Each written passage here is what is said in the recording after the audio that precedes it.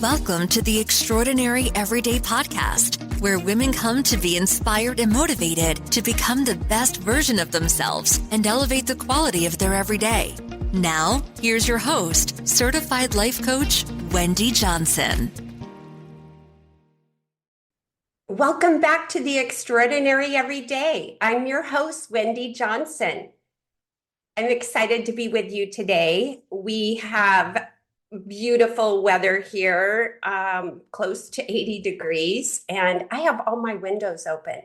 So I'm crossing my fingers that the garbage truck doesn't come by and the Amazon truck, which I'm supposed to be having a few packages delivered from the Black Friday purchases. But I'm going to fit this in now before we have any disturbances. Today, we're diving into a topic that hits close to home for so many of us, breaking free from the distraction lifestyle and learning how to reclaim our focus. Distractions aren't just a modern inconvenience. They've become a way of life for many, pulling us away from our goals, relationships, and health. But here's the good news. It doesn't have to stay that way. Today, we're going to talk about what distraction really is, why we're so drawn to it, and how to break free to live with more intention and purpose. So grab a cup of coffee or tea and let's get started. To start, let's define distraction. At its core, distraction is anything that takes your attention away from what truly matters in the moment. But here's where it gets tricky. Distractions don't always look bad. In fact, some pursuits are healthy or even necessary, like socializing, exercising, or engaging with hobbies. The problem comes up when these things become escapes, pulling us away from our priorities and purpose. For example, scrolling through social media to relax for a few minutes, no harm there. But when those minutes turn into hours, we've crossed into distraction territory. Watching a TV show can be a fun way to unwind. But when it becomes a daily binge, it might keep us from pursuing deeper goals. Why do distractions have such a hold on us? It's simple. They're fun, easy, and entertaining. Let's be real. It's far more enjoyable to scroll through a feed or binge watch a show than to tackle the hard work of living on purpose. Psychologists call this shiny object syndrome. We're hardwired to be drawn to new, exciting, and pleasurable things, especially when they promise instant gratification.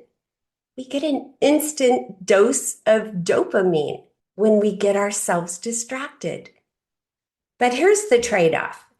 While we're chasing those shiny objects, we sacrifice the deeper, more meaningful parts of life, our health, our relationships, and our long-term goals. Think about it. We get good at what we invest our time in. If we spend hours practicing distraction, we train our minds to stay scattered. What starts as a welcome detour quickly becomes a daily lifestyle. And while distractions might feel enjoyable in the moment, they often leave us feeling unfulfilled in the long run. Let's take a moment to reflect on what we're giving up when we live a distracted life. Our health. How often do we skip workouts or sacrifice sleep because we're glued to a screen? Our goals, those big dreams, writing a book, learning a new skill, starting a business. Take a back seat when distractions consume our time. Our relationships. Instead of being present with loved ones, we're checking emails or scrolling through posts. The distraction lifestyle robs us of the things that matter most. But here's the flip side. When we shift our focus to what truly matters, we open the door to more fulfillment, joy, and purpose. So, how do we take back control and live a focused life? Let's dive deeper into the practical tools that can help. Number one, cultivate awareness through reflection and mindfulness. I recommend daily reflection. At the end of each day, ask yourself, where did my time go? Did I spend it on what mattered most? Writing down your thoughts can help you see patterns and make intentional changes. And taking mindful pauses. Throughout the day, take 30-second pauses to ground yourself and ask, am I being intentional with my time right now? Checking in with yourself throughout the day to see whether you're allowing yourself to be distracted for long chunks of time and you're focusing on what truly matters. And the second tool is to set physical and digital boundaries. Establish no phone areas in your home, like the dining room or bedroom, to protect quality time. Have tech-free zones.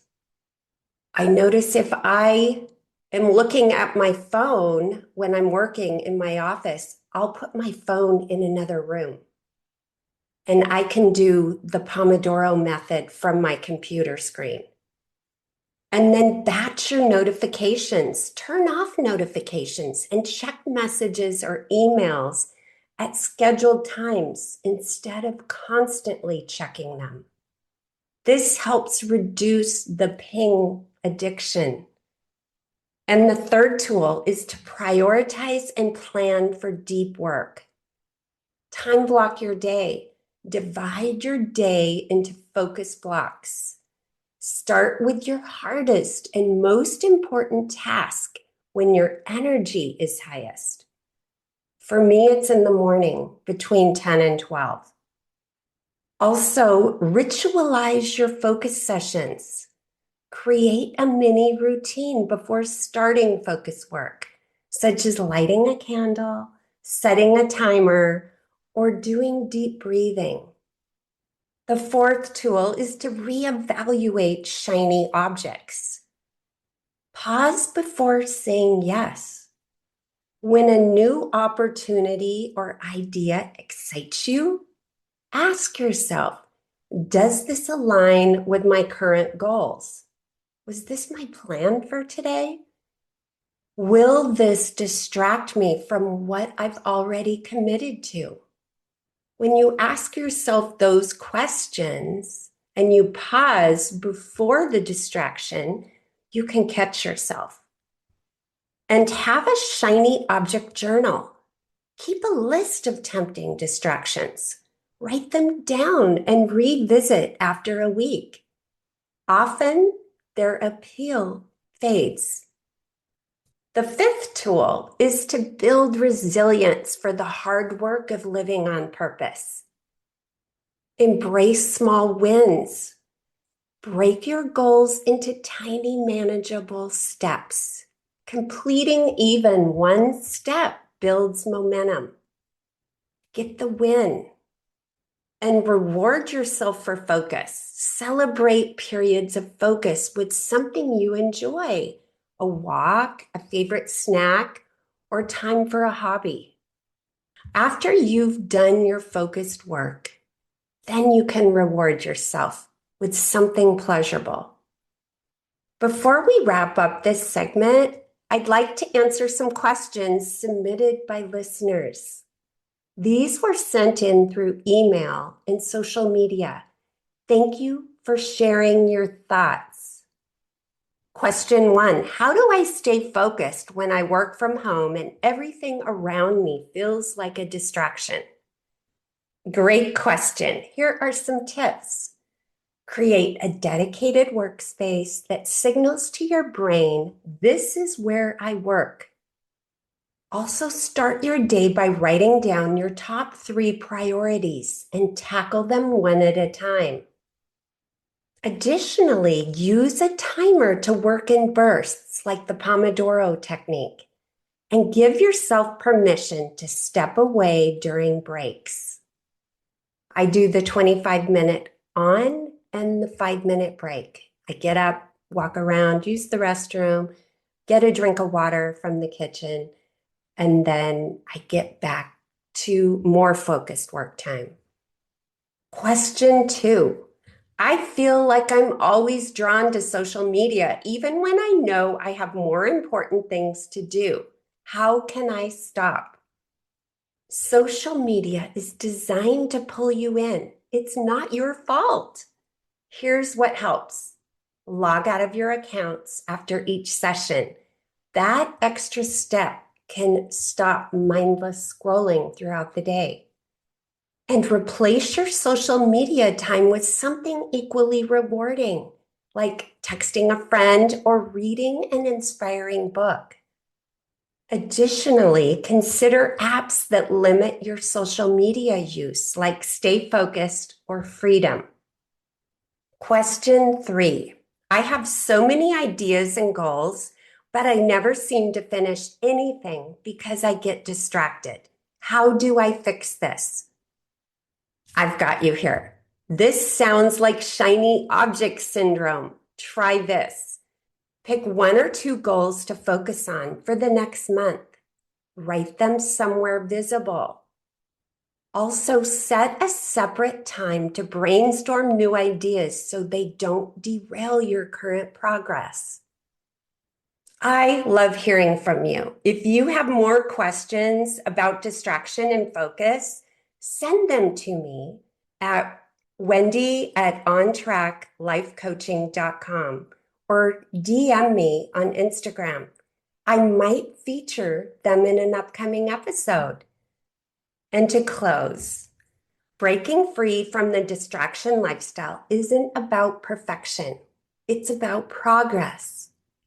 Imagine a life where your time is spent on what truly matters, where your goals are within reach and your relationships are thriving. That life is possible. It starts with small, intentional steps. Thank you for spending your time with me today. If this episode resonated with you, I'd love to hear your thoughts. And don't forget to share this episode with someone you know who might be stuck in the distraction trap. Until next time, stay extraordinary, one focused, purposeful step at a time. Don't forget to follow The Extraordinary every day for more episodes like this one. I'll see you next week, friends. Take care. Bye-bye. Hey, if you enjoy listening to this podcast, you have to come check out More You, my community of like-minded women. We show up to create the highest version of ourselves and elevate the quality of our everyday along the way. Head over to ontracklifecoaching.com/join. That's ontraclifecoaching.com/join. I'd love to see you in there. And if you haven't grabbed your copy of the Mindset Makeover, head over to ontracklifecoaching.com/makeover and get a copy that teaches and inspires you to show up as your most extraordinary self.